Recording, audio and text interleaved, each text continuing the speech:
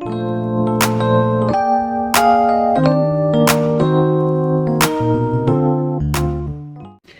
guys, Essence here, and I'm back with another My Take video. And today I'm using me and Ebony's new camera, which I've been scared to use because I don't want to break it, and that's my biggest fear when using this. But you know, I gotta stop worrying about it. But let's get into the nitty-gritty, the meat of the video, the meat and potatoes of this video.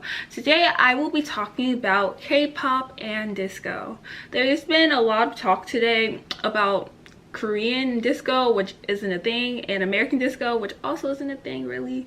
And like, some people were really, well, some people, a lot of people, most people were really upset that it was a Korean army who had a picture of BTS calling them K-pop, calling them Korean disco, and then they had another picture of BTS calling that American disco. And the thing is, there is no such thing as Korean disco, and there is no such thing as American disco. But with the influx of disco concepts from Western artists and Korean artists alike, I think it's time to clear up some misconceptions about disco. So disco was originated around the 70s by black artists, people like Donna Summers being the pioneers of the genre, and Michael Jackson, the Jackson 5, they were all pioneers of the disco genre. And for someone to say there's such a thing as Korean disco, it's really not a thing such as Korean disco. Korean disco is just black disco. The disco genre created by black Americans is a concept that's being used highly in 2020. BTS paid homage to Michael Jackson in a Dynamite video, giving him the proper credit as they should.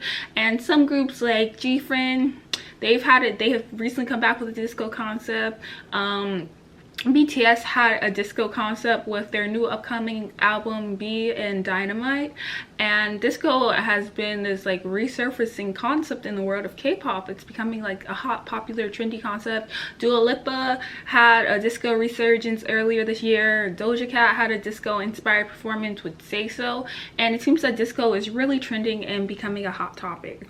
But if we are to talk about disco, we have to remember that the people who pioneered disco are black artists, and there is no such thing as K-pop disco, Korean disco. No, it's just disco. It's just disco taken from black artists and being used now. So when you want to use disco, or you want to talk about the use of disco in K-pop, then it's important to remember that disco wouldn't exist without these pioneering black artists who created the genre and sort of propelled it to the height it's at now. So I think that's the thing with K-pop fans, or in Koreans in general, have this habit of picking things from other people's culture and then not properly crediting the people that it came from, or the people who created something sort of get lost in the fray of things. So before we recognize Dua Lipa, before we recognize pioneer artists like the wondergirls, JYP artists in general seem to do the disco concept a lot, then we have to recognize that disco wouldn't exist without black artists. And that's why the reason why these K-pop idols are able to have disco concepts are because of people like Donna Summers and Michael Jackson. So don't call it Korean disco, don't call it American disco, just call it what it is. Just call it disco. And always remember to give credit to these black artists who pioneered the path, who paved the way for this genre to be where it is now, when listening to these songs, which as per usual are heavily influenced by black artistry and black influence, which K-pop always seems to be. So let me know what you guys think about this thing I'm calling it Korean disco and American disco. At the end of the day, guys, it's just disco. I'm almost at 500 subscribers, so it's almost time for my giveaway.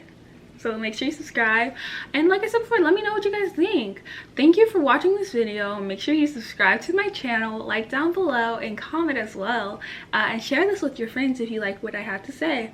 And thank you for watching. Have a great day. Bye.